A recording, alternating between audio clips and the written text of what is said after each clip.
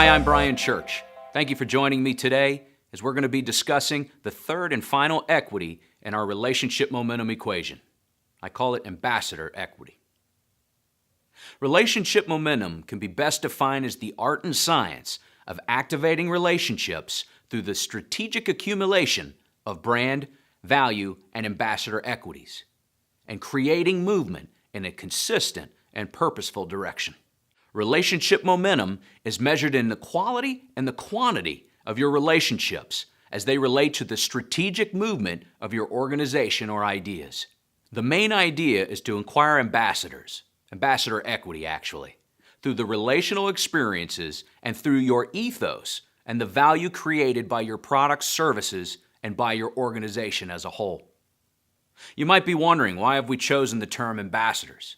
In 1815, the Congress of Vienna officially recognized ambassadors as having extensive powers to control the flow of information, maintain diplomatic relations, and project the influence of their chief executives. The word ambassador actually comes from the medieval Latin words of ambactia and ambectiare, which means to go on a mission. This mission is what happens when we cultivate an experience that is valued and shared both internally and externally. In short, we're empowering others to be the conduits to the magic and to go out and share the story. Just as we need ambassadors for our national diplomacy, organizations need them to speak on behalf of our brands, our value, and the experience we create for them.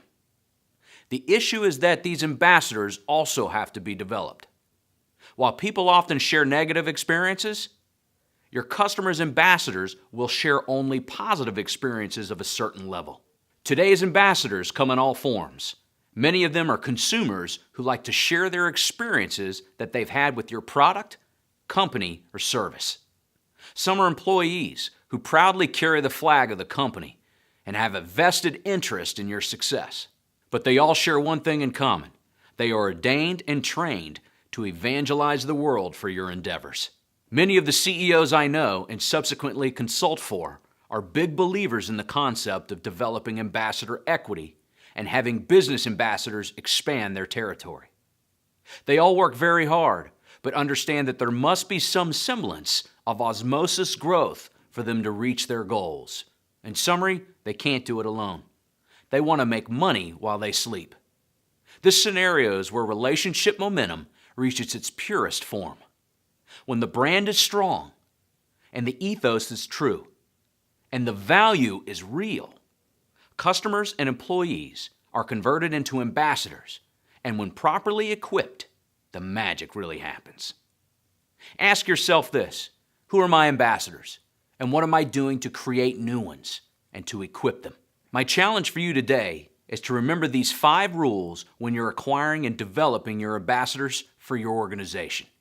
Number 1, ambassadors adopt and share the ethos of their sender.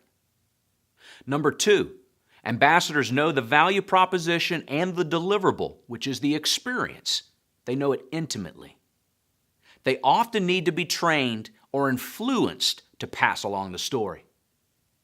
Number 3, ambassadors have an emotional connection to the organization.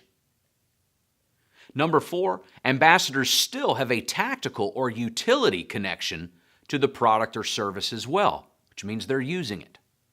Number 5, the greatest ambassadors of all have an economic connection with the organization's or product's success. This can come in the form of reciprocal referrals, revenue sharing, or even ownership. But it's important that they have an economic connection of some sort. The referral word-of-mouth concept is not new, but wrapping a cause and effect solution or a science around the idea is. It is simply a part of the reason why some ideas move and some don't. Everything we discuss culminates into this idea. Momentum feeds upon itself, and ambassadors move ideas in organizations. Number 2, it must be relevant. No matter how well it works or how great the idea is, there has to be a significantly felt need in the marketplace. It is not enough for you to simply want them to have it or to totally believe that they need it. Number 3, it must be transferable. If the value proposition is not easily transferable from person to person, it is not something an ambassador can effectively represent, killing your relationship momentum. Number 4, it must escalate. If the value proposition does not grow, you will become vulnerable to competition and to losing clients and even ambassadors. Test your value proposition with these 4 laws and watch the equity you derive from your relationships begin to grow before your very eyes and move your organization and your ideas like never before. I'm Brian Church. Thank you for joining me today. I look forward to speaking with you again soon.